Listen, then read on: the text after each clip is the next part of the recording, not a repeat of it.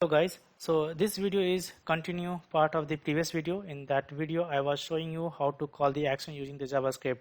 So we have registered the function on the button and we were publishing the solutions finally. So here when the solution is finally published, then I can see we have some error if it is set. So we have error. So still if the publish is successful, then if we have some error, then our button may not be available over here over the our student form here. So because if you have some error or warning, then still it will not be available. So make sure you should not have any warning or any error over here. So what I will do, this warning is showing the command is not selected. So what I will do, we'll go to the button here and select this button, and here in the command it is not set. So that is why the command which I have just now created, we are going to set that command, and again we are going to publish this back. So this time it will not take much time to publish.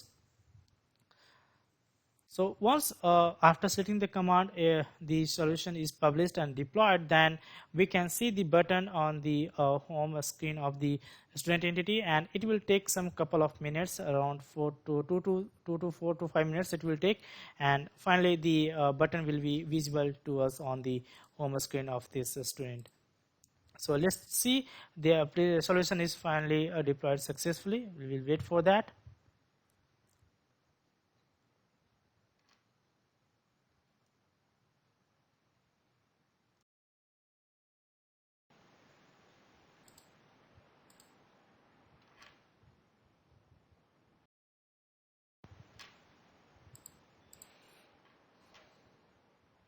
So now it is finally publishing the solution. So it will take just couple of minutes to publish the solution.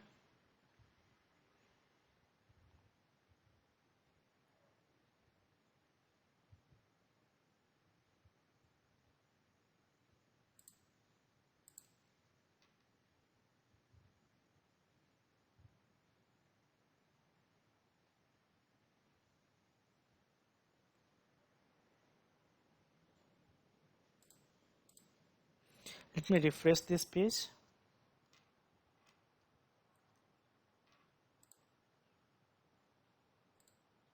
Yeah, so you can see the solution has been published successfully, and now we are checking the button is coming over here. You can see when I refresh this page, then this button is coming here, and as I mentioned, so on this button we have registered this command, and this function we have developed in the previous video. You can see that, and when we click on this, then this command will be executed, and this command, what it is doing, it is calling this function which we have developed in the previous video. It is calling this function, and this function is creating the new student based on the constant value what we have defined here, and we are asking the first name in the prompt window prompt. So what are the first name we'll give, it will set that one in the command in the prompt which will come, and finally when the student is created successfully, it will give me the alert of that. So let me show you that. So I'll click that now.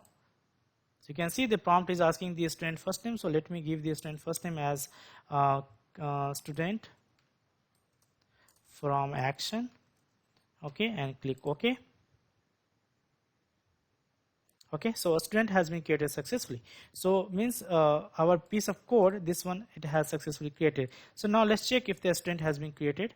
So we'll go to the student. Let me sort it by the created on latest, and okay, it is the first name what we have given here, it is coming to the first name, and the what are the constant value we have defined in the previous video as per the development, it is set as per that, and finally this student is created. So this is how you can create the any functions, and you can call the any action using the JavaScript, and you can register the functions on the ribbon button, and also you can customize any kind of ribbon. So for the ribbon, if you want to be, as I mentioned before in the last video, if you want for the form, you can use this section to register or create any button for the form, and if you for the subgrid, if you want, then you can use this layout for the button for the subgrid, and you can do a lot of things.